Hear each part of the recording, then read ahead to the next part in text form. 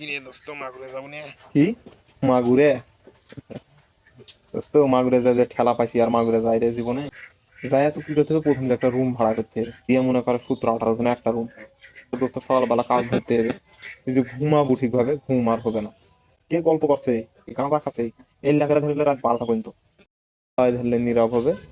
না তুই ঘুমানোর একটু ধরে ধান্দা, ঘুম আসছে আসছে এরকম।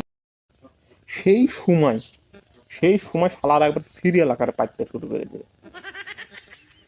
হাসছি, তুই আমার কথা বিশ্বাস করছিস না দোস্ত, যারা যারা গেছে মাগুরা খালি জিজ্ঞেস করিস, সিরিয়াল আকারে পাইবে সিরিয়াল। এই শালা মানে আমার পাঁচটা ঘুরে শুতে আসো দোস্ত, শালা যে কি বলবো, মানে আমি পাচ্ছে না বম ফোড়াতে তুই বুঝতে পারবি না শালা কি বলছিস এলে শালা বানায় বানায় গল্প করছিস নাকি দোস্ত, তুমি পাচ্ছে না বম ফোড়াতে তুই বুঝতে পারবি না।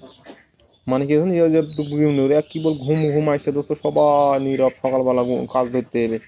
আর শালা যে আবার ডাঙ্গের একটা যে পাত দিছে দোস্ত, তে মনে করে যে সবাই মনে হয় যে ককটেল ওটা মারিছে কেউ, সবাই হই হই করে উঠেছে, কি হলো কি হলো, কে মরলো কি হলো বলে। দোস্ত উঠে তো দেখছে কে পা দিছে, শিকার তো খাবে না শালারা কেউ। শালা তো আর পা ধরছিল, আমি বুঝালি যখন মায়ের খেলাবো না বলে কিছু বললি না। যাক দোস্ত, ওই সবাই মিলে আপনার থামলো, কি বল আবার ঘুম ঘুম দোস্ত আরেক শোনা সিরিয়াল আকালে রে ভাই, শালারা যে কত পাইতে পারে শালা নিয়ে বাচ্চারা। এই পাদা পাদি গন্ধা গন্ধি শব্দ দূষণ আর এদিক দোস্ত গন্ধ দূষণ, একদম সারা রাত পার হলো।